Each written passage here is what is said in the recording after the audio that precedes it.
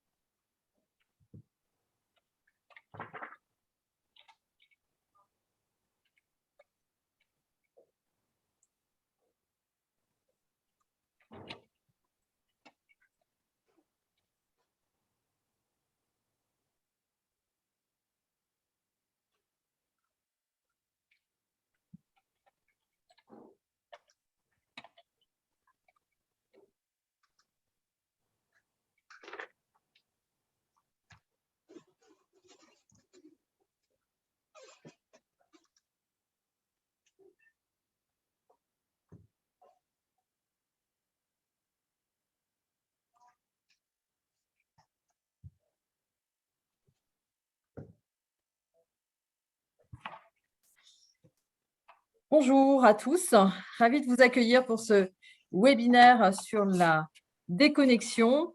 Donc en présence, je suis Valérie Duna, directrice du développement chez Efficience Santé au Travail, en présence du professeur Amine Benyamina, addictologue, qui effectivement nous fait l'honneur de nous présenter cette visioconférence.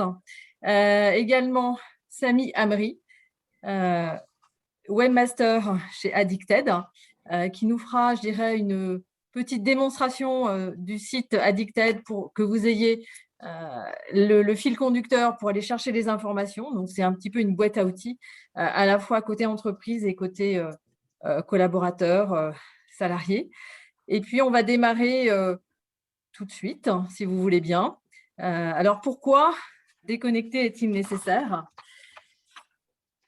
Alors, Amine, c'est quoi une conduite addictive? Bonjour Valérie, bonjour tout le monde. On va donner à Valérie le temps de souffler. Alors, on va tout vous dire. Elle n'avait pas de réseau, donc Ouais, et donc j'ai c'est dû pour ça changer de salle en urgence. qu'elle a changé de salle, elle est essoufflée. Tout va aller. Ça va être Merci. tranquille, Valérie. Tu vas voir, ça va être parfait. Ça va être mieux qu'hier. J'en suis sûr. Alors, c'est quoi la déconnexion? C'est d'abord quand on a. Valérie vient de vous faire la démonstration de quand on est déconnecté, quand on travaille avec Panique. Internet, on est stressé. Non, non, ça va être cool, tranquille. On est bien d'accord, Valérie? C'est exactement ce qui Bon. s'est passé. Parfait, donc on va parler de ça pendant 1 heure. Alors moi, je suis Amine Benyamina, je suis professeur de psychiatrie et addictologie à Paris-Saclay. Je suis président d'Addicted et en même temps, je préside la Fédération française d'addictologie. Je le dis parce qu'il y a des éléments sur lesquels on pourra renvoyer sur des ressources. Et donc, cette webinaire, il est évidemment mené de main de maître par Valérie, Efficience Santé. Et on aura l'occasion de présenter notre plateforme avec Sami Amri, qui pour l'instant est caché derrière un écran noir, mais vous voyez son nom. Voilà. Tu as repris ton souffle, Valérie? C'est bon. Très bien. Alors, qu'est-ce que une conduite addictive? Alors, une conduite addictive, alors je ne vais pas vous faire la définition scientifique, ça n'a pas beaucoup de sens. C'est d'abord avant tout ne plus avoir la capacité de pouvoir s'abstenir. C'est une perte de la liberté vis-à-vis d'une conduite, vis-à-vis d'un produit, vis-à-vis d'une attitude. Donc, ça, c'est extrêmement important. On n'a plus cette capacité de gérer. Ça, c'est une conduite addictive avec derrière le terme conduite, c'est vraiment une addiction. On n'y est pas. On n'y est pas. Mais elle se définit aussi par des dommages qu'on appelle les dommages physiques. Les dommages physiques en fonction des produits, en fonction de la chronicité de la consommation, du contact avec le produit et du comportement.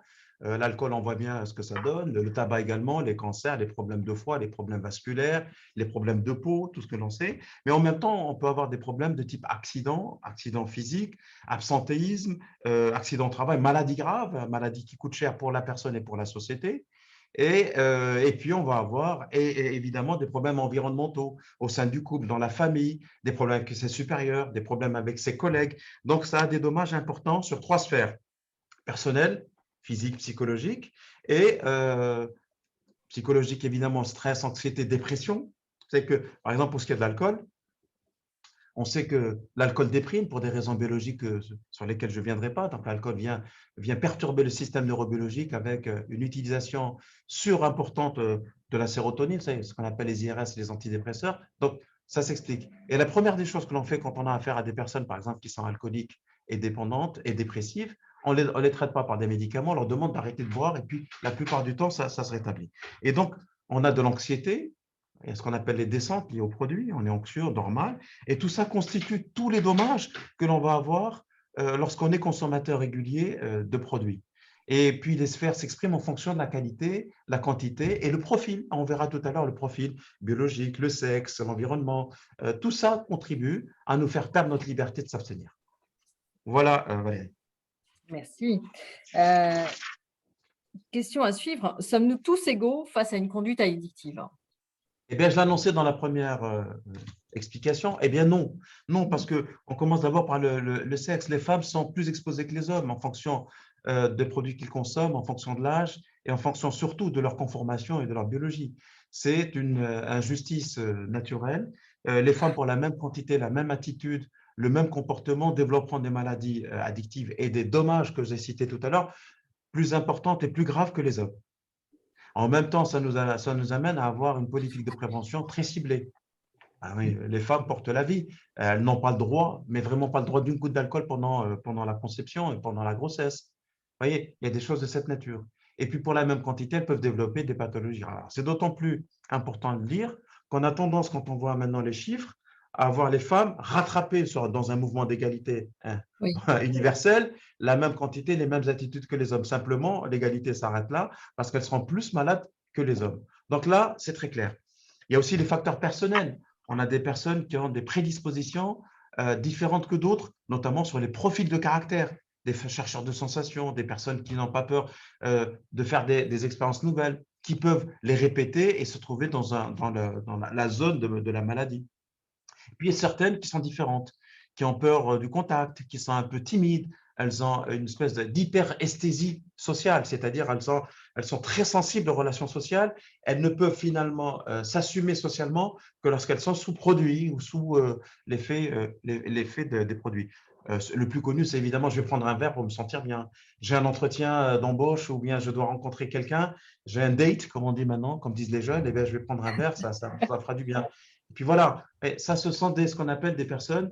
Vous avez deux types de spectres. Le spectre positif, c'est-à-dire ceux qui sont en train de chercher, qui n'ont pas peur, faible évitement du danger, chercheurs de sensations, ils n'ont pas peur des expériences, et celles qui ont besoin de se doper, c'est vraiment ça, pour pouvoir aborder l'autre. Aborder l'autre, c'est la société en général. Donc ça, c'est les facteurs personnels.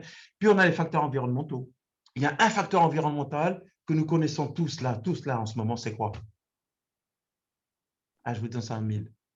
Ben, c'est la pandémie. C'est un facteur de stress universel. Ça, c'est un facteur environnemental. Il y a les guerres, la famine, la crise économique. Ça concerne tout le monde. Puis il y a des facteurs environnementaux qui sont plus propres. Les problèmes dans le couple, les problèmes avec ses enfants, avec son conjoint, avec son supérieur, les problèmes économiques. Cela ont un effet aussi sur finalement l'utilisation des produits de manière inefficace et de manière peut-être inadaptée. Et puis, il y a des marqueurs très, très intimes qui sont en nous, les marqueurs biologiques. Moi, je n'ai pas le même patrimoine génétique que le tien, Valérie, comme que je n'ai pas celui de Samy, peut-être un peu plus celui de Samy que le tien. Et donc, en gros, on est sur des éléments qui nous distinguent naturellement, qui font qu'on est soit plus exposé, soit plus protégé. Il y a à la fois des facteurs d'exposition naturelle et des facteurs de protection. Il y a un facteur de protection, c'est une enzyme qui a une capacité à métaboliser l'alcool. Et bien, il y a sur la Terre, dans le monde, il y a des zones dans le monde, notamment au niveau de l'Asie, du Moyen-Orient. Cette enzyme n'existe pas. Et donc, du fait que l'inexistence de cette enzyme, naturellement, dès qu'on prend de l'alcool, on a un effet qui est surmultiplié, donc on arrête de consommer. C'est un peu le phénomène du disjoncteur. Et puis d'autres, dans les pays du Nord, on a une capacité à consommer et à résister. On dit vulgairement à encaisser. On encaisse, oui, mais la facture arrivera un jour parce que encaisser, c'est aussi s'adapter à l'alcool. S'adapter, c'est être malade. La maladie est une adaptation erronée à l'agression liée au produit. Une cirrhose du foie, c'est une adaptation du foie à la consommation d'alcool, mais c'est une cirrhose.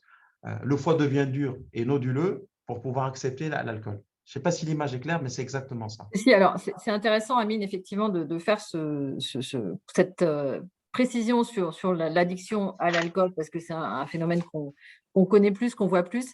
Mais si on se recentre effectivement sur la conduite addictive, notamment liée à la connexion, aujourd'hui, et tu as parlé effectivement de la pandémie, quelle est l'influence du contexte sanitaire sur les conduites addictives? Il y a une étude qui nous permet de parler de quelques chiffres. Donc, je te laisse poursuivre. Alors évidemment, alors c'est l'étude BVA qui a été commandée par Addiction France, c'est une très grosse association évidemment de gestion de plaidoyer et dans le domaine des addictions. Alors ça, c'est une étude, c'est un sondage qui a été fait par BVA et qui date d'avril 2021, c'est-à-dire au sortir du premier confinement, qui était un confinement très hermétique, sec, et qui très clairement a été d'une manière ou d'une autre reproduite par d'autres études et qui confirme ce que nous avons vu cliniquement, ce que nous avons senti. Tous les critères liés aux addictions et tous les produits, tous les comportements étaient majorés d'une manière ou d'une autre. Mais ce qui est intéressant, c'est qu'on voit que, par exemple, les écrans étaient majorés de 60%. Alors, il y a un petit biais, évidemment, mais bon, on le sait, c'était le télétravail généralisé à ce moment-là. Et puis, en même temps, il n'y avait pas que ça. Il y avait aussi le télétravail, mais il n'y avait pas que ça. Il y a le tabac qui a été majoré de 30. Donc, on voit hein, le classement tabac, cannabis, je ne rentre pas dans les pourcentages, vous les avez sous les yeux, anxiolytiques, somnifères, antidépresseurs et alcool. Donc, tout ce qui se consomme et qui est soit licite ou pseudo-illicite, hein, entre nous pseudo-illicite, je parle des somnifères, le cannabis, parce que ça circule autant, ont été majorés. Ce que l'on sait aussi à travers ce sondage, c'est que ceux qui consommaient beaucoup ont majoré leur consommation. Ceux qui étaient des consommateurs réguliers ou abuseurs ont majoré. Et puis ceux qui étaient finalement des touristes de la consommation sont devenus des quotidiens ou des réguliers. Donc finalement, tout le monde a été concerné par cette histoire. Donc, OK. Bon, on a essayé de comprendre les déterminants de la consommation, on a retrouvé les éléments que tout le monde connaît, de l'ennui, un manque d'activité, stress, anxiété, isolement. Ça a été quand même un élément patent. Alors, c'est vrai que je disais tout à l'heure que ce phénomène perdure, mais le premier confinement a été extrêmement, extrêmement dur et très mal vécu pour beaucoup. Il y a juste une minorité qui s'est sentie à l'abri, mais beaucoup ont vécu ça comme quelque chose d'une perte de la liberté, un déplaisir. Et donc, on recherchait à travers finalement ces produits une manière de sortir de soi ou de sortir de chez soi en restant à la maison. Oui, donc ça, c'est ce que nous a donné comme enseignement ce sondage, qui est un sondage important et qui marque finalement une tendance qui s'est perpétuée durant les mois qui ont suivi. Et pour expliquer effectivement le pourcentage très fort hein, sur les écrans, c'est comment expliquer que les écrans aient pris autant de place dans nos vies depuis la crise sanitaire? Bon, d'abord parce que c'était la seule façon de maintenir un minimum de tissu économique, Oui. de liens, de maintenir une activité nationale sans être présent. Ben, c'est comme ça a été, tout le monde le fait. La preuve, on est resté sur cette lancée, on aurait pu faire efficience maintenant à la limite dans un amphithéâtre, il y a une vraie fonctionnalité. Je le répète, hein, l'écran, ce n'est pas le diable, hein, c'est la facilité. Simplement, le diable se niche dans les excès et dans certains effets pervers qu'on n'a pas vu venir. Hein. On a une expérience en version, en version réelle et grande et qui nous permet maintenant de corriger les choses. L'isolement, forcément, sa famille, beaucoup ont été séparés de leur famille qui habite à l'étranger, beaucoup n'ont pas pu rejoindre leur famille lointaine ou proche, donc c'est l'isolement. Il y a la solitude, on oublie, notamment dans les grandes villes. À Paris, le confinement a été vécu de manière très difficile par les étudiants, par contre. Par exemple, on a eu un effet, une atteinte, une vulnérabilité, une morbidité extrêmement importante dans le milieu étudiant avec une majoration des suicides, des dépressions, des problèmes économiques. Les étudiants ne pouvaient plus, par exemple, assumer leur petit job pour s'assurer des rentrées pour manger. Vous avez vu les files d'attente dans les lieux de distribution alimentaire qu'ont organisé les associations étudiantes. La solitude, OK? Et même la solitude à deux a existé. Ensuite, l'ennui, évidemment, s'ennuie. Et donc, on va derrière les écrans, on joue, on regarde des films, on se balade dans des sites, tous les sites. On a eu aussi, il faut le dire, parce qu'on a une consultation, une majoration de la visite des sites à caractère intime et pornographique aussi. Beaucoup, beaucoup, beaucoup. La recherche du plaisir, évidemment, le plaisir, on a le droit de le rechercher. Et puis, le manque d'activité. Alors, évidemment, il y a eu un phénomène très vertueux aussi. Derrière le manque d'activité, on a vu exploser aussi les applications et sur YouTube, les cours pour le sport, pour la musique. Il y a pas que des éléments, évidemment, à jeter à la poubelle à travers cette surconsommation des écrans. Donc ça, il faut l'avoir en tête aussi, Valérie. Mais oui, tout à fait. Donc là, on arrive à un stade où, et c'est vraiment la thématique du moment, c'est que c'est bientôt les vacances d'été. Et après, effectivement, ces phases successives de confinement, de déconfinement ou de système un petit peu hybride.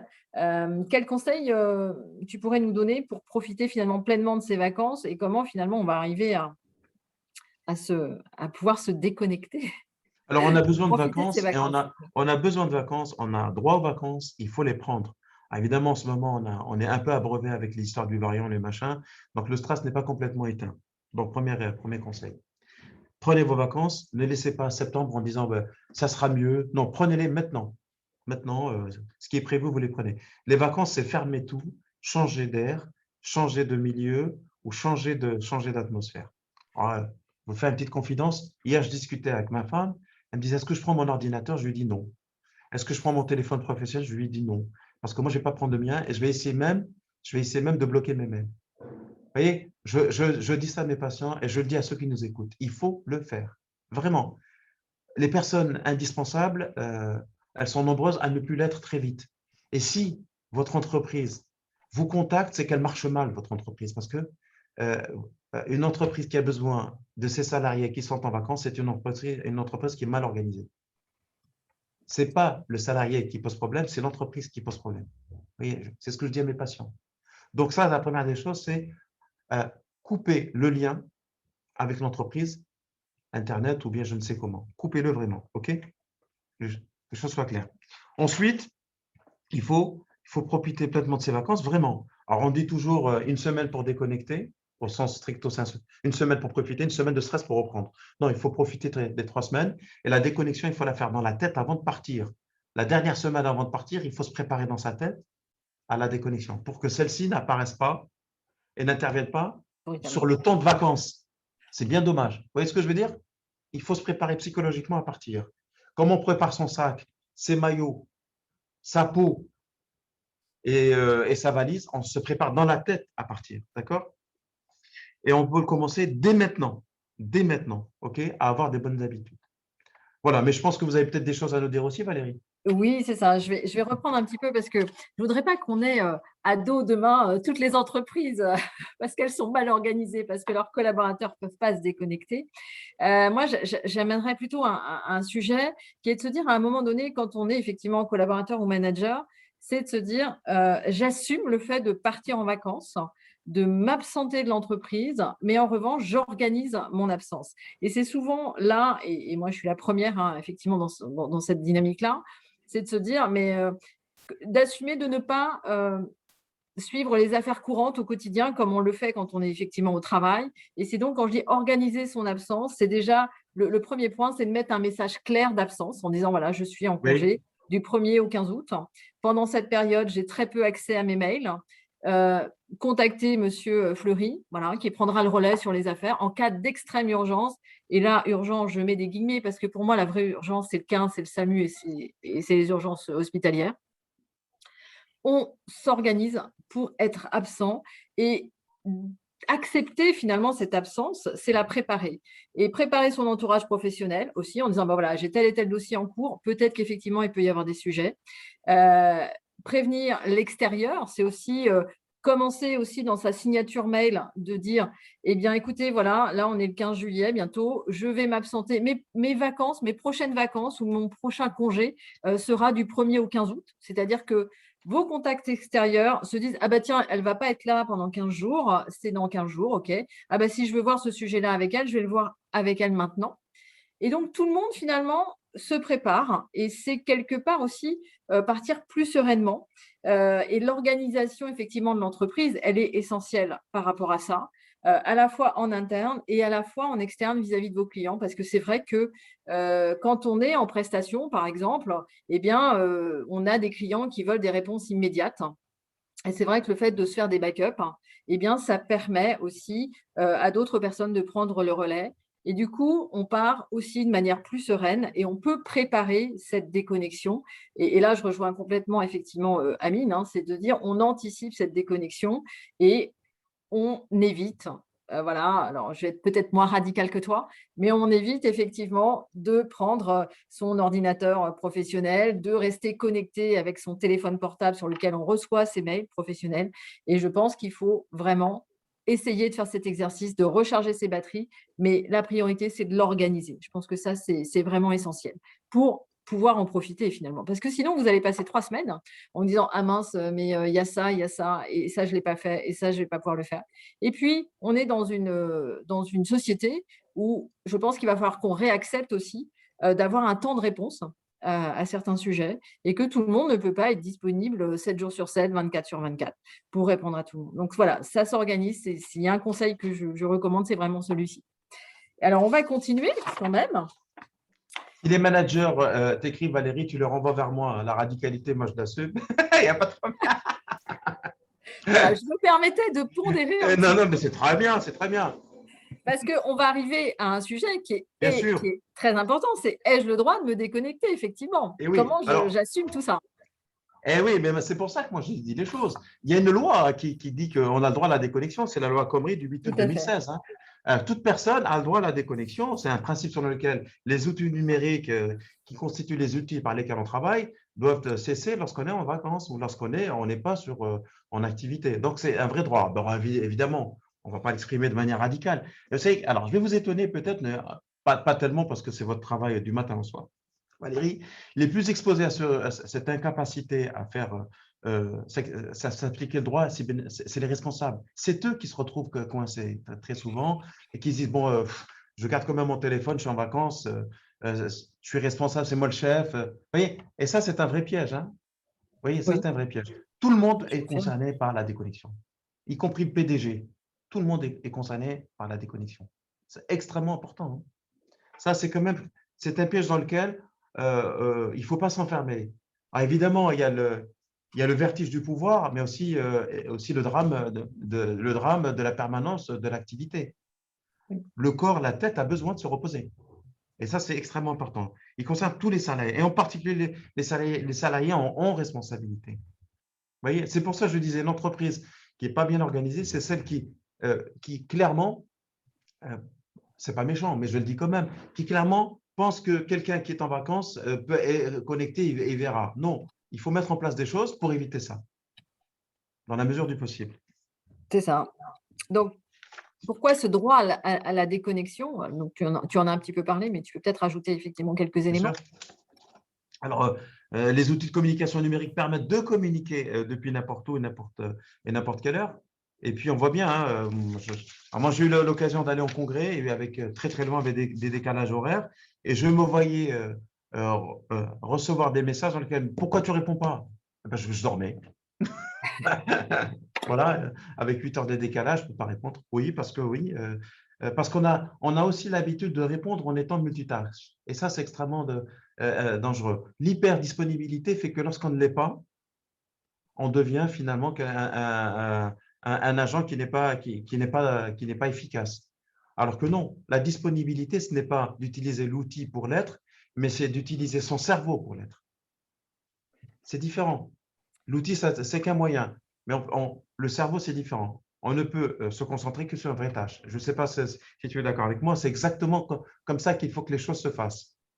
Si, je suis tout à fait, d'accord, je partage. Il n'y a plus de bande passante à un moment donné. Absolument. Parce qu'on peut, là, je suis avec toi, j'ai mon téléphone, j'ai un papier, je peux très bien envoyer un truc. Non, je suis ni avec toi, ni avec nos amis qui nous écoutent, C'est ni ça. évidemment avec la personne qui m'envoie un texto. S'il te plaît, juste réponds c'est urgent, oui ou non. Je mets OK, mais ça n'a plus beaucoup de sens.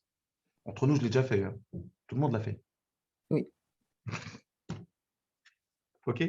Y compris répondre à sa compagne ou son ami et ses enfants, leur dire bah, je suis en webinaire, je suis en visio, oui, les clés sont là. Ouais, mais c'est comme ça. Vous Oui, voyez? et c'est ça. C'est qu'à un moment donné, on n'est plus, avec, mais on est en parallèle.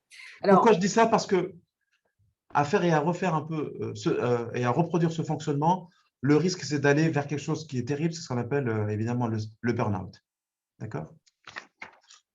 alors, tu as déjà donné une réponse, c'est en quoi la déconnexion est importante pour ma santé? C'est effectivement tous ces risques qui viennent après. Eh bien, c'est le sentiment d'être débordé par un travail Finalement, c'est la manière avec laquelle on aborde le travail que le travail lui-même qui est à l'origine de ce sentiment. D'accord? En plus de ça, si jamais on se concentre sur la tâche qui nous est finalement allouée, on la fait bien, et on la fait en temps réel. Et on n'a pas le sentiment d'être débordé. Parce que, comme on dit, la plus belle femme du monde, le Ponex qu'elle a, lorsqu'on travaille, on donne le maximum de soi, honnêtement, et puis on produit un travail de qualité. Et puis les personnes qui nous ont commandé ce travail, c'est-à-dire la hiérarchie, le verra bien. Et donc, le problème, c'est ce que j'ai dit tout à l'heure, c'est le multitasking, le cumul des tâches. Réunion Teams, je suis en réunion et en même temps, je consulte mon téléphone perso sur mes réseaux. C'est ce que j'ai dit, j'écris un mail ou encore je produis des documents. Et là, c'est terrible parce qu'on arrive à faire les choses, mais c'est un travail à court terme. C'est un 100 mètres à un rythme fou et on arrive, on est épuisé et vidé. Et on ne produit plus rien. On produit ni pour sa personne, ni pour sa personne privée, ni professionnelle, et encore moins pour le travail pour lequel on a été amené à être embauché. Donc, ceci va avoir la question m'est posée, qu'est-ce qu'on va avoir? On commence à avoir des troubles du sommeil parce qu'on pense pendant qu'on dort à ce qu'on n'a pas fait ou ce qu'on a fait. On va baisser sa concentration, on dort mal, on compense par des activités qui n'existent pas, donc on mange, on prend des drogues, on fume plus, on boit plus, et c'est très mauvais. C'est très mauvais. Et puis, on baisse ses capacités cognitives, c'est-à-dire l'attention, la concentration, la mémoire, et on est moins efficace et on finit par, au pire, donc au pire du pire, c'est le burn-out. Quand on parle du burn-out, c'est une notion ancienne, hein. Fin des années 60, on l'a diagnostiqué dans le cadre du travail. C'est le fait d'avoir tout à fait épuisé ses capacités à remplir ses missions et on n'est plus rien, on ne produit plus rien. L'extrême disponibilité finalement artificielle fait qu'à un moment donné, il y a de l'incandescence. C'est ça le burn-out. Tout à fait. Donc c'est vrai que les risques sont vraiment importants pour la santé. Alors depuis le télétravail, il m'est devenu difficile de déconnecter de mon travail après le travail. C'est-à-dire que le travail est arrivé, chez nous dans la sphère privée et du coup qu'est-ce qui fait qu'on n'arrive plus à se déconnecter et avoir ces sas en fait entre les Alors, j'ai moments des de chiffres, hein. travail? Oui, J'ai quelques chiffres là. 50 à 70% des cadres ressentent une dégradation de leurs conditions de travail liées au numérique. Et c'est vrai que là, depuis, ça devient compliqué depuis le télétravail. Et donc, c'est vrai on a porté le télétravail, on le porte toujours. Alors, c'est peut-être le moment maintenant, parce qu'on a l'expérimentation en réel, de pondérer les choses. L'hybride, le mixte, en fonction du profil, en fonction finalement du travail lui-même. Il ne faut pas jeter à la poubelle le télétravail, hein. Enfin, on est en train de le critiquer, mais ce n'est pas le but. Mais, vous voyez, c'est le moment d'analyser à froid et en fonction des entreprises, d'ailleurs, celles qui sont affiliées à votre structure, chacune doit faire finalement l'analyse de l'efficacité coût du télétravail. Ça, c'est extrêmement important. Et puis, il faut interroger probablement les agents sur comment ils ressentent le télétravail dans leur intimité. Il y a une vraie porosité qu'on le veut pas entre la vie professionnelle et la vie personnelle. Ça, c'est la réalité. On travaille depuis chez soi. C'est 100% des cas. Et donc, voir comment ça s'organise, l'espace, le vie, où les gens travaillent. Est-ce qu'ils travaillent dans leur chambre, dans leur bureau? Tout le monde n'a pas un bureau à la maison, hein. C'est plutôt c'est même le ça. contraire, hein.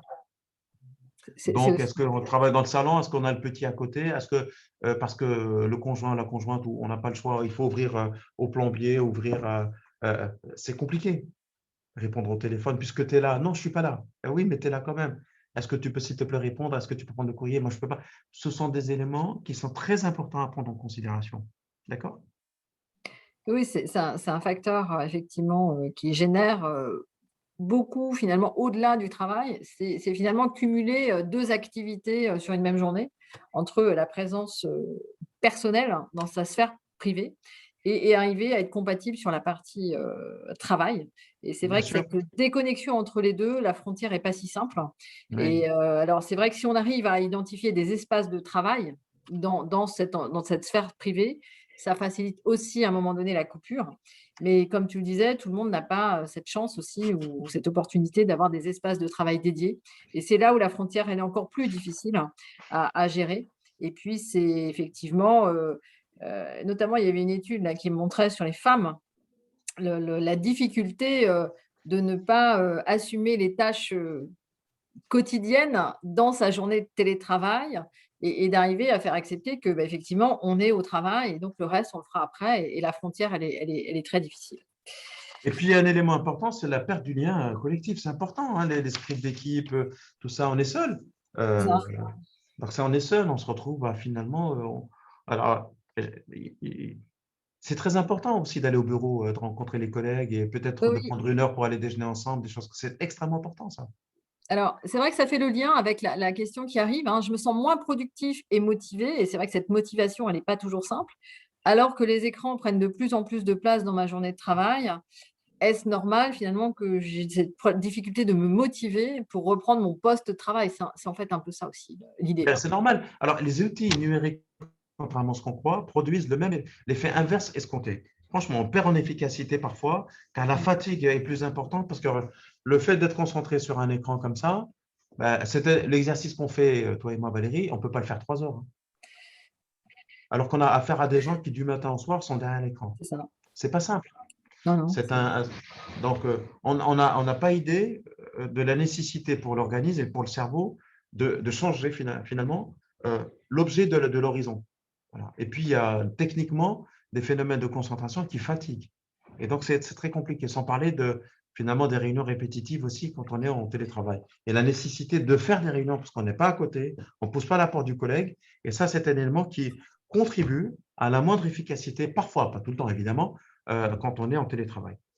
Donc ça, il y a une explication, vraie sollicitation permanente, c'est une vraie explication physiologique. Et puis, il y a aussi la problématique il n'y a pas de limite. On lit les mails au lit, on a le téléphone sur la pause, sandwich, derrière l'écran. Donc ça, c'est important à avoir ça en tête. Et ce qui est important, quand on sent qu'on est en train d'être emporté dans cette inefficacité, en parler à son manager. Ça, c'est extrêmement important de le faire pour essayer d'adapter finalement le télétravail aux conditions du télétravail. Oui, oui. Alors, je peux rajouter un petit Bien conseil sûr, au contraire, effectivement oui. sur l'organisation notamment et l'enchaînement des réunions qu'on peut faire parce qu'effectivement, comme tu le dis, si bien, il faut qu'on puisse communiquer. Donc, qu'est-ce qu'on fait pour communiquer aujourd'hui? Bah, finalement, on se fixe des rendez-vous à une, 2 ou 3 personnes, hein, et en fait, on se fait avaler, si je puis dire, dans cette spirale, parce qu'on va faire 9h, 10h, 10h, 11h, 11h midi, parfois un 12-13 et on a 4 heures et sans aucun sas de respiration. C'est-à-dire que quand on fait des réunions physiques dans notre entreprise, hein, quand on est sur place, eh bien, on a entre les deux, eh bien, parfois on change de salle, donc on va aller prendre un café, on va avoir un temps d'échange informel avec nos collègues, avec nos managers. Donc finalement, on a ces petites pauses, je dirais, entre chaque réunion. Et là, on ne les a plus.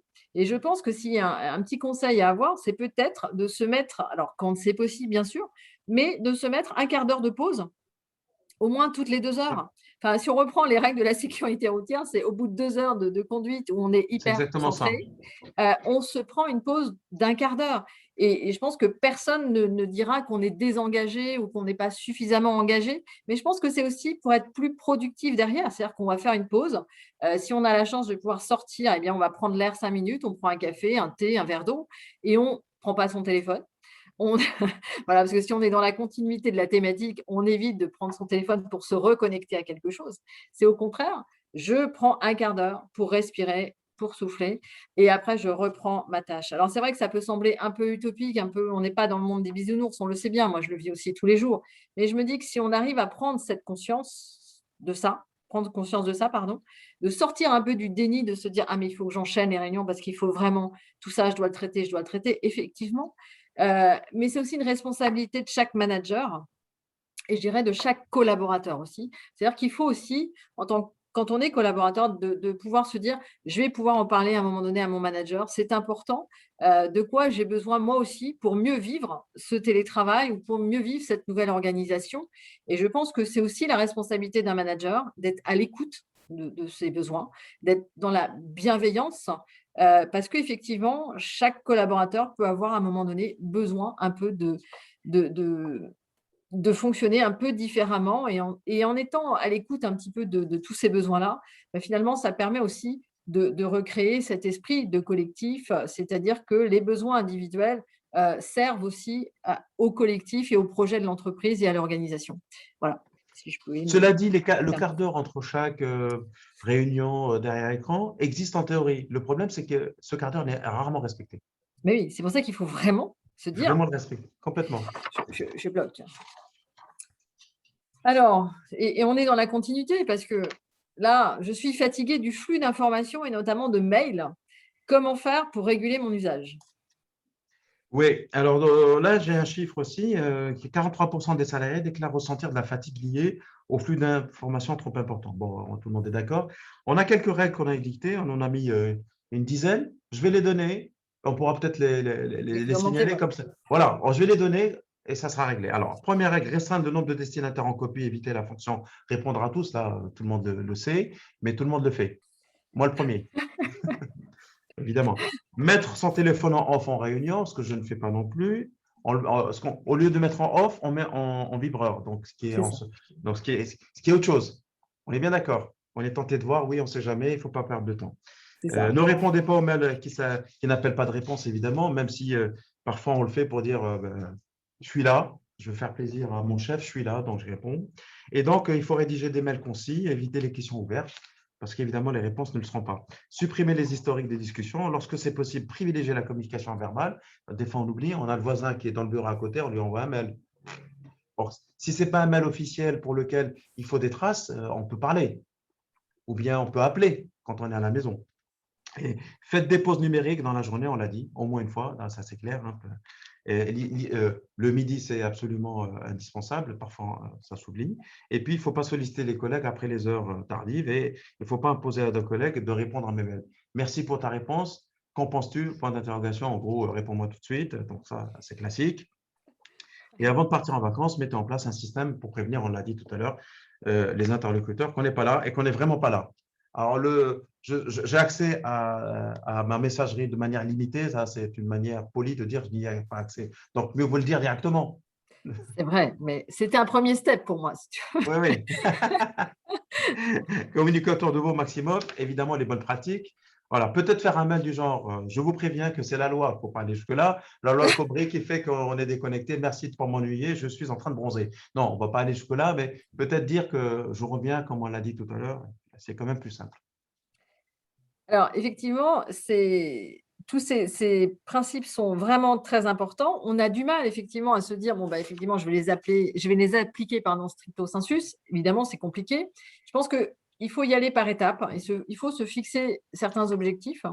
Il y en a un qui est assez simple, mais qu'on n'utilise finalement pas tant que ça. C'est aussi de décaler l'envoi de ces mails. C'est-à-dire que même si effectivement, pour une raison X, Y, je décide de travailler, à 22 heures, c'est effectivement ma responsabilité. En revanche, d'envoyer les mails à 22 heures, il ne faut pas le faire. Il faut éviter de le faire et du coup décaler son envoi et sur Outlook, ça se fait très bien. C'est de les décaler au lendemain à 8 heures. Voilà, c'est une heure beaucoup plus raisonnable pour le faire. Et ça évite effectivement aux personnes, même si vous écrivez, ce mail ne nécessite pas de réponse immédiate. Néanmoins, quand vous êtes, vous, collaborateur ou manager et vous recevez ce mail, eh bien, il vous envahit. C'est-à-dire que, bah, maintenant, vous avez connaissance de cette, problématique ou de ce sujet et forcément, vous y pensez. Donc vous y pensez jusqu'au lendemain parce que parfois vous dites: «Bah, je ne vais pas répondre à cette heure-ci, mais je vais répondre demain» ou je réponds finalement, comme le disait Amine tout à l'heure, parce que, bah, effectivement, merci pour ton retour. On a l'impression aussi, que, bah, il faut répondre tout de suite et donc on répond tout de suite et parfois, on répond avec une moitié de réponse parce que finalement, on n'a pas non plus tous les éléments pour prendre assez de recul et se dire, mais finalement, c'est peut-être pas la meilleure réponse que je vais faire. Donc, au final, c'est aussi arriver à décaler ses réponses, ses envois et de manière aussi peut-être un peu plus organisée, sa boîte mail, son temps, sa connexion. C'est vraiment, je pense, essentiel de commencer à se fixer quelques objectifs et c'est ça qui est important, c'est-à-dire qu'à l'issue et vous pouvez poser vos questions en fait, hein, il y a un chat, sur le côté, donc n'hésitez pas aussi, je fais un aparté pour que vous puissiez poser vos questions auxquelles on répondra tout à l'heure. Voilà, il faut d'abord se fixer quelques objectifs qui puissent être réalisables parce que si on se fixe une barre trop haute, de toute façon, on risque effectivement d'échouer et on va se dire: «Bon, bah, finalement, c'est pas la peine, j'y arriverai pas». Alors que effectivement, step by step, eh bien, on monte un petit peu la montagne et finalement, au bout d'un moment, on on on en récupère aussi les bénéfices au fur et à mesure de ce qu'on fait. Et nos habitudes, notamment c'est sur ce côté addictif, eh bien, on sait qu'il faut au moins 2 mois, voire 3 mois pour commencer à pouvoir changer, sa façon de faire. Donc, ne soyez pas découragés tout de suite, hein. C'est après plusieurs essais qu'on va finir par y arriver et cet individualisme, je dirais qu'on pourrait faire chacun de son côté, il servira au collectif. Donc Alors, il y a un donc c'est élément important. important. Ouais, dans ce qu'on s'applique, hein, ce qu'on a dit, s'autoréguler, on peut aussi faire œuvre de pédagogie. Et quand on écrit un mail, on dit il n'est pas utile de répondre dans l'immédiat. On peut l'écrire aussi. On Mmh. peut l'écrire aussi, et puis ça a un effet vertueux. Et donc, il y a quelques règles pour quelques techniques, on les a notées hein, pour s'autoréguler. Par exemple, on se répète, mais c'est important, hein, c'est la base de la pédagogie, la répétition. Hein.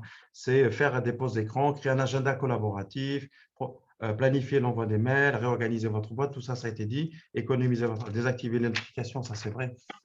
Les notifications sont extrêmement importantes, elles sont automatiques, il faut aller les désactiver pour éviter qu'elles nous stressent aussi et qu'elles nous obligent à refaire les choses et faire le ménage sur la page d'accueil. Voilà. Tout ça est dit et redit et je pense que j'espère que le message passera. Là, intéressant aussi, rapidement, oui, aujourd'hui, je suis toujours aussi connecté. Attention, s'autoréguler, ce n'est pas moins travailler, au contraire, c'est augmenter ses capacités de travail et être plus efficace. Je ne sais pas ce que tu veux dire, Valérie, là-dessus. Ah oui, oui, mais je le conçois complètement et c'est une notion importante en fait. C'est pas parce on va effectivement, se déconnecter, mais on prévient effectivement, bah là, voilà, je ne suis pas joignable. Je prends du temps pour moi, je me ressource et quand je reprends effectivement mes tâches et bien là, effectivement, je suis à ce que je fais et j'ai pas, 10 000 trucs dans la tête entre le téléphone effectivement qui m'envoie une notification ou un SMS, le WhatsApp qui me dit, je ne sais quoi, mon mail et je ne sais combien je dirais, de paramètres qui interviennent. C'est qu'à un moment donné, je pense qu'il faut arriver à se concentrer et les outils nous ont dispersés. Je pense que ça, c'est une vraie réalité aussi, parce qu'on peut être connecté sur plein de sujets en même temps et donc à un moment donné, le fait d'être complètement dispersé, eh bien, on est beaucoup moins efficace. Enfin, moi, je m'en aperçois aussi personnellement, c'est qu'il y a des moments où je dis: «Bon, bah, et stop, stop, j'arrête, je fais qu'une seule chose» et Complètement. petit à petit, on on s'aperçoit qu'on y arrive hein, et qu'on n'est pas moins efficace, bien au contraire, qu'on est finalement plus efficace. Donc, l'entreprise vous en voudra pas, si vous remettez un petit peu un fonctionnement plus, si je puis dire, entre guillemets, «plus rationnel», du traitement des informations, des données et des tâches qu'on a à faire. Mais c'est un exercice, hein, donc on va pas, voilà, il faut être, faut avoir envie de le faire. Il faut en prendre conscience, il faut un peu sortir du déni, hein, c'est comme toute addiction en fait, hein. Il faut se dire: «Bah, ouais, en fait, je suis comme ça, mais c'est pas grave, je me soigne. Donc je vais progresser» et voilà et ça fait partie des axes de progrès, qu'on peut avoir. Alors, on va passer à la question suivante. Aujourd'hui, je suis toujours aussi connectée qu'avant, mais la grande différence, c'est que maintenant, je sais m'arrêter et poser mon téléphone, notamment quand je suis avec mes enfants. Je sais aussi ne pas répondre instantanément et faire attendre. Alors, on en a un petit peu parlé, mais je pense que c'est une notion enfin, sur laquelle on peut effectivement appuyer. Oui, je l'ai dit, hein, c'est ce qu'on a dit. Je pense que Ouais, je c'est pense que plutôt là, ça. ouais, Ou on a on vient de répondu, hein, je répondre. pense qu'on a Ouais, on répondu. a On vient répondu de répondre. Hein. finalement. Oui, oui, bien sûr. Je pense qu'on Alors, a. Ouais. Ah, ça, c'est autre chose. Ouais. ouais, ça, c'est autre chose. Je suis passionnée par mon travail, mais j'ai l'impression qu'il prend une place trop importante dans ma vie. Alors là, alors, je vais profiter de cette question pour parler d'une notion qui est une notion que les gens confondent. C'est je travaille beaucoup et je suis workaholisme. Vous savez, tout le monde le dit, c'est Mmh. l'addiction au travail. Ce n'est pas le cas, hein, c'est pas le cas de ce qui a été dit. J'en profite pour expliquer que ce n'est pas du tout une qualité, c'est même plutôt un défaut et une quasi-maladie. C'est le fait d'être tout le temps au boulot et de sacrifier toute sa vie personnelle et intime. C'est un investissement excessif d'un sujet dans son travail et avec une vraie négligence extra-professionnelle. Simplement, l'hyper-investissement est un mauvais hyper-investissement parce que la qualité de la prestation n'est pas au rendez-vous. Ce sont des personnes addictes au travail, mais ça veut dire que ce n'est pas une addiction vertueuse. Vous voyez, ça c'est extrêmement important quand on dit oui, je suis addict au travail. Non, non. Tu travailles beaucoup, certes, tu produis de la qualité, mais le workaholisme, ce n'est pas ça. C'est une pathologie pour laquelle la personne souffre, l'environnement souffre, Et puis, le produit, finalement, de cette pathologie n'est pas un produit de qualité. Et ça, c'est extrêmement important. C'est une forme d'addiction comportementale. Alors, quand on est passionné, c'est qu'on est harmonieux, on n'est pas malheureux. Simplement, il faut savoir s'arrêter et regarder ce qui se passe autour de soi pour ne pas créer les dégâts. Mais là, on ne parle pas de work-alcoolisme. J'en ai profité Tout pour à fait. définir le work-alcoolisme. OK? Alors, je m'investis énormément et pourtant, je suis de plus en plus insatisfaite de mon travail et de mon rapport à mes collègues. Qu'est-ce Et que oui, ça non, mais ça, je pense qu'on est dans le, dans l'inadéquation entre l'investissement et le retour sur investissement. En gros, c'est un peu ça dans le cadre du travail. Et donc, il faut discuter avec le manager, il faut parler autour de soi, parler avec ses collègues, se poser, expliquer pourquoi je suis dans cette position, qu'est-ce qui se passe, qu'est-ce que je renvoie comme image, hein. Est-ce qu'il n'y a pas un repli sur moi en ayant le sentiment de travailler et de ne pas être reconnu? Ça, c'est extrêmement important. La non-reconnaissance, reconnaissance? la non-reconnaissance dans l'effort fait dans le cadre du travail est source d'angoisse et parfois de stress et de dépression. C'est extrêmement important d'en parler. Donc ça, c'est extrêmement important. Et la fuite en avant dans le travail est le pire moyen de pouvoir gérer les choses. D'accord? Le travail, c'est un acte collectif, hein. Tout à fait. Alors, dans la continuité, comment situer la frontière entre implication, passionnée et addiction? Alors, je vais le répéter, hein, c'est la difficile Yes. distinction entre un engagement et un surinvestissement pathologique. On y est, hein, vraiment.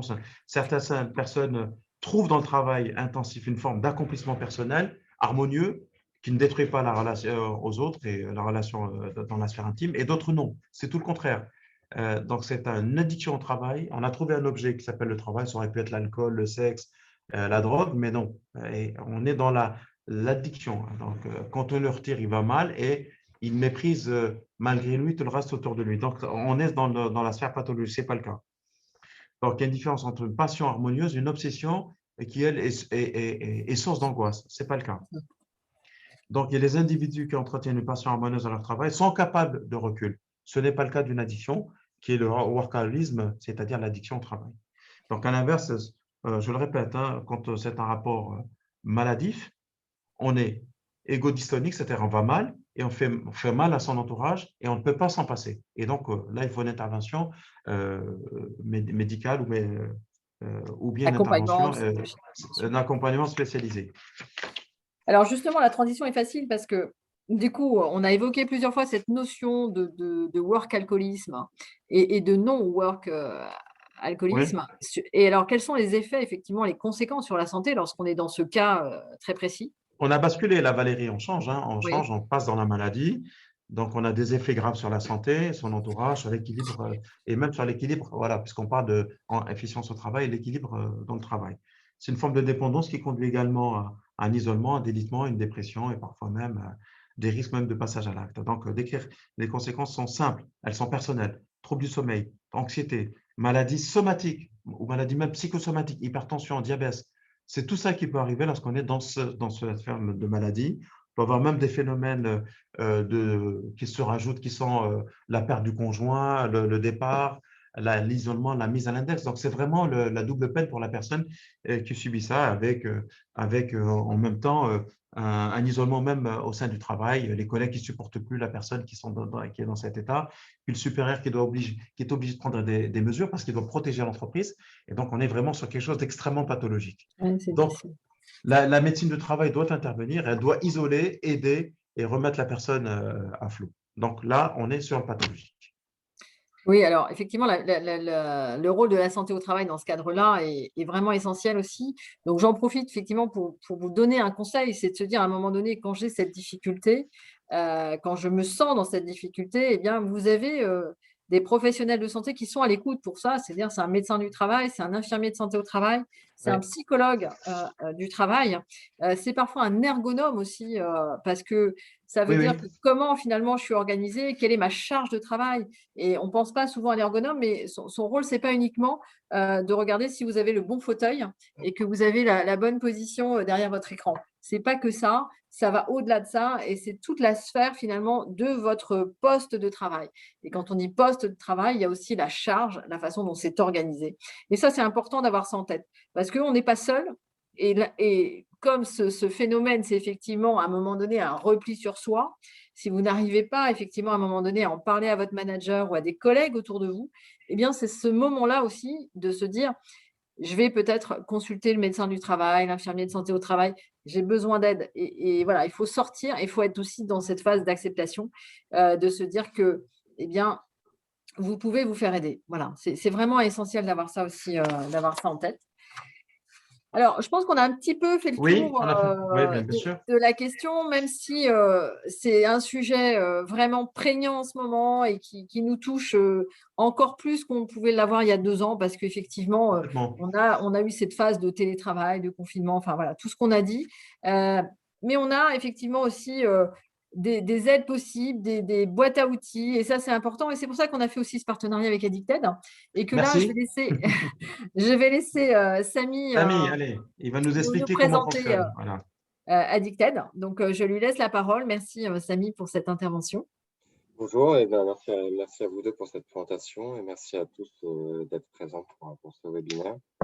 Donc, je vais vous présenter donc notre site qui est le site Addicted. Donc, vous avez ici, voilà, il faut savoir que déjà, on cherche à s'adresser vraiment à tout le monde puisque tout le monde peut être touché par l'addiction, que ce soit des personnes qui deviennent dépendantes à des produits, qui ont des comportements de dépendance, mais également des proches qui peuvent subir l'addiction d'un membre de la famille qui peut avoir vraiment des conséquences assez importantes. Donc, en premier lieu, on va vous proposer déjà des informations sur toutes les addictions. Donc, vous avez voilà, alcool, tabac, cannabis, opiacés, autres drogues, médicaments, écran et addictions comportementales. Là, on va prendre l'exemple de l'alcool, par exemple. Pour chacune de ces catégories de produits ou de comportements, vous allez avoir des éléments pour sortir de l'addiction à l'alcool. Donc, on va retrouver des traitements médicamenteux et également des traitements psychothérapiques pour pouvoir allier les deux pour une meilleure prise en charge. Vous allez retrouver des témoignages de personnes qui ont été dépendantes à l'alcool et qui en sont sorties, ou des gens qui racontent simplement leur histoire avec l'alcool. Des éléments pour comprendre l'addiction à l'alcool, les mécanismes, comment l'addiction se développe, est-ce qu'il y a des facteurs génétiques ou environnementaux qui vont les favoriser ou les protéger. Les éléments sur les complications, donc voilà, pareil, les complications physiques que peut entraîner une addiction, et également les complications au niveau comportemental, au niveau mental. Et enfin, voilà, des éléments de société, ça va être des chiffres, peut-être des éléments historiques sur le produit en général. Donc, cette présentation, elle se décline aussi avec des FAQ. On va retrouver des listes de questions qui concernent les différents produits auxquels on apportera une réponse, auxquels on essaie aussi de donner des liens pour relire l'actualité. Et donc, voilà, cette présentation, elle est analogue pour l'ensemble des addictions. On va retrouver aussi des tests. En se rendant sur le portail pro, on peut retrouver notamment un test qui est, ma foi, très pertinent par rapport à ce qu'on s'était dit, avec le test de dépendance au travail, donc le test workaholisme, qui est le test WART. Si on retourne sur Addicted, on peut trouver aussi plusieurs autres tests d'évaluation. Donc, on va retrouver l'audit pour l'alcool. On va retrouver le FACE également. Vous allez avoir le Fagerstrom pour le tabac. Vous allez avoir des tests CAST et ALAC pour le cannabis. Des éléments pour les addictions comportementales, voilà, Internet, jeux d'argent, Facebook. Et aussi des éléments pour les ados. Et pour mesurer la gravité d'une addiction en général. Les ados, ça peut être très intéressant pour un parent qui est inquiet pour son enfant et qui parfois peut réagir mal quand on lui parle de ça, pouvoir éventuellement faire un test dépistage pour les parents. Il faut savoir que ces tests, ils sont interactifs, c'est-à-dire qu'en fonction de la note que vous obtenez à ce test, c'est-à-dire plus la note est forte, plus le risque de dépendance est probable. plus on va vous orienter différemment. Si vous avez un résultat relativement faible, on va vous donner juste de l'information primaire de base pour pouvoir un petit peu en savoir plus. Si vous avez un risque de dépendance qu'on a considéré comme moyen, on va plutôt vous rediriger vers des lignes d'écoute, des forums en ligne, notre forum pour pouvoir en discuter. Et vraiment, si la dépendance est probable ou avérée, là, on va vraiment vous inciter à prendre rendez-vous avec un professionnel via notre outil d'annuaire géolocalisé. Donc, la transition est toute faite. On va pouvoir regarder cet annuaire. Vous pouvez trouver des spécialistes un peu partout. Vous allez avoir des spécialistes en addictologie libérale. Vous allez avoir des personnes issues du monde hospitalier. Vous allez avoir des XAPA, des consultations jeunes consommateurs. Je prie de m'excuser, un peu difficile. On peut peut-être essayer, voilà, si je tape une adresse à 3 rue Décotage, Paris, qui est dans le 18e, je vais aller sur tous. Hop. Et donc, si je rentre cette adresse-là, on va retrouver voilà, tous les structures les plus proches de Paris. Donc, voilà, le XAPA qui est rue Marcadet, une adresse d'addictologue public, le XAPA Vauvenargues qui propose des consultations jeunes consommateurs. Et voilà, ça peut être également très intéressant pour des parents pour interroger les consommations de leurs enfants et pour des jeunes qui veulent discuter de manière intime et anonyme avec des professionnels de l'addictologie pour parler de leur consommation. Alors, vous voyez que vous avez quand même beaucoup d'adresses. Vous avez les adresses, les numéros de téléphone pour prendre rendez-vous facilement. Et enfin, l'outil aussi qui est très important pour nous, c'est notre forum d'entraide qui est modéré par des patients experts. Donc, qu'est-ce qu'un patient expert? C'est une personne qui a triomphé de son addiction et qui dispose d'un savoir expérientiel et médical qui lui permet d'être ce qu'on appelle un père aidant, donc de pouvoir aider des personnes qui sont dépendantes, qui passent par des phases par lesquelles le patient expert est potentiellement passé. Donc, il y a une vraie relation humaine et suivi qui se crée. Donc, vous voyez que vous avez plusieurs espaces de discussion, les espaces coronavirus, les espaces proches et entourage, alcool, cannabis, tabac, autres drogues, médicaments, jeux, comportements. C'est analogue à ce qu'on retrouve sur le site Addicted.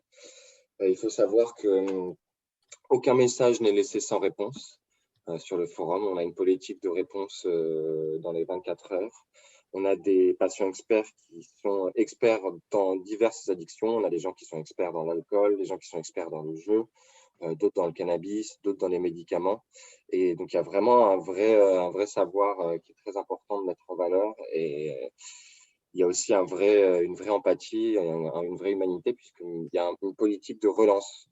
C'est-à-dire que si une personne a posté un message auquel on a répondu et qu'elle n'a pas répondu à ce message dans les 4-5 jours à venir, les patients experts vont se mobiliser pour lui demander comment ça va, si ses démarches ont abouti, s'il y a eu d'éventuelles rechutes, etc. Voilà, c'est à peu près tout pour le tour des outils du portail. J'espère avoir été assez clair, peut-être Oui, pas être allé trop vite. non, mais je pense qu'après, tout le monde pourra redécouvrir aussi ce portail. Merci pour ces informations complètes. Donc, est-ce que nous avons alors je crois que les questions, on a répondu au fil, de l'eau, je crois. Natacha a dû répondre. J'ai vu pas mal de réponses. Donc on va bientôt clôturer effectivement. Donc, voilà, je le redis, mais Efficience Santé au Travail, on est vraiment à votre disposition pour toutes ces problématiques, hein, pour vous accompagner, voilà, avec nos équipes professionnelles de santé, pluridisciplinaires. Donc vraiment, n'hésitez pas. Vous pouvez flasher les codes avec votre téléphone. Vous avez d'un côté celui d'effectivement d'Efficience et aussi Efficience avec un compte Instagram. On a souhaité un petit peu, j'ai envie de dire, vulgariser aussi les notions de santé publique, hein, donc nutrition, sport, sommeil. Voilà, c'est plein de petits conseils qui sont faciles à utiliser et à reproduire et à communiquer à votre entourage. Donc, n'hésitez pas à nous suivre sur tous ces sujets-là. Petites informations, en septembre, nous pourrons nous retrouver pour un webinaire sur l'activité physique. On ne parle pas de sport en entreprise, c'est un gros mot. Et souvent, tout le monde se dit « Non, mais moi, je ne peux pas faire de sport. C'est trop pour moi. » Donc, voilà, c'est pour ça que je dis qu'on met des paliers. Et l'intérêt, c'est aussi de lutter contre la sédentarité, un sujet qui nous a beaucoup préoccupés pendant le confinement et pendant ces périodes de télétravail. Donc, parler un peu d'activité physique, je pense que ça peut être intéressant à la rentrée. On aura aussi d'autres rendez-vous avec Addicted sur les addictions en général. Et là, ce sera une approche beaucoup plus globale.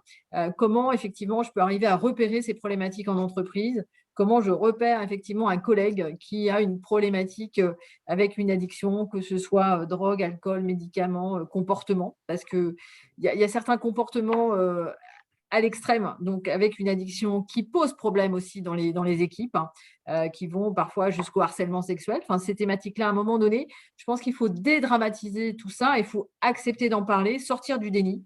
C'est la première phase pour effectivement guérir de toutes ces maladies-là. Et c'est surtout en entreprise se dire qu'une entreprise de 1000 personnes, eh bien, c'est le reflet de la société. Donc, dans la société, effectivement, nous avons des personnes qui sont addictes à certaines problématiques, certaines substances. Et l'addiction est compliquée puisqu'on a un changement de comportement. Donc, ça a forcément des incidences dans le monde du travail, dans les équipes. Et c'est aujourd'hui, nous, notre sujet, effectivement, de préoccupation, c'est garantir, maintenir, préserver la santé physique et morale au sein des entreprises. Donc, avec par exemple, Addicted, voilà, c'est de vous accompagner sur cette partie addiction qui est importante, qu'il ne faut pas négliger et qu'il faut oser surtout aborder. Tout le monde en sera que plus serein et c'est un travail pour moi collectif et une responsabilité collective. Voilà. Alors, je voulais remercier le professeur Amine Benyamina qui nous a accompagnés sur cette thématique. C'est toujours un plaisir, Amine, d'animer, pardon, je fais des lapsus, avec toi. Excusez-moi pour la précipitation. Plaisir partagé, Valérie. Bon, super. J'espère qu'on a pu répondre à certaines de vos attentes, de vos questions. Les webinaires seront sur notre site. On les repostera aussi sur LinkedIn. Donc, ne les regardez pas le week-end. Hein, déconnectez-vous. Prenez le temps de le faire à d'autres moments. Ces rendez-vous seront récurrents. Donc, ce sont nos rendez-vous de la santé. Donc, s'il n'y a pas d'autres questions, je ne vois pas de questions.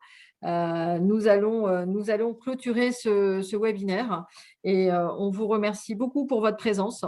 Nous vous enverrons effectivement, j'ai vu une question tout à l'heure sur les 10 recommandations. Oui, vous les aurez et on est à votre disposition, n'oubliez pas. On est à votre service. C'est vraiment important et tous ensemble, effectivement, eh bien, je pense qu'on peut progresser. Ne vous mettez pas la barre trop haute pour les vacances, mais prenez des petits engagements, des petites actions, mettez des objectifs qui soient atteignables. Vous savez, c'est comme dans le monde professionnel. Hein, si un commercial, on lui met un chiffre d'affaires non atteignable, par exemple, en objectif, bon, vous voyez ce qui se passe? Eh bien là, ça va être exactement la même chose. C'est vraiment de se fixer quelques objectifs. Alors moi, je vous préviens, je vais me déconnecter pendant mes 2 semaines de vacances parce que c'est mon engagement aussi, parce que j'ai pas mal de progrès à faire sur ce sujet-là. Donc, je serai déconnectée les 2 premières semaines d'août et au plaisir de vous retrouver ensuite. Merci à tous.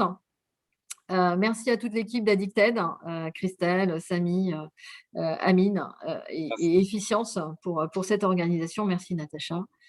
C'est un plaisir de vous retrouver.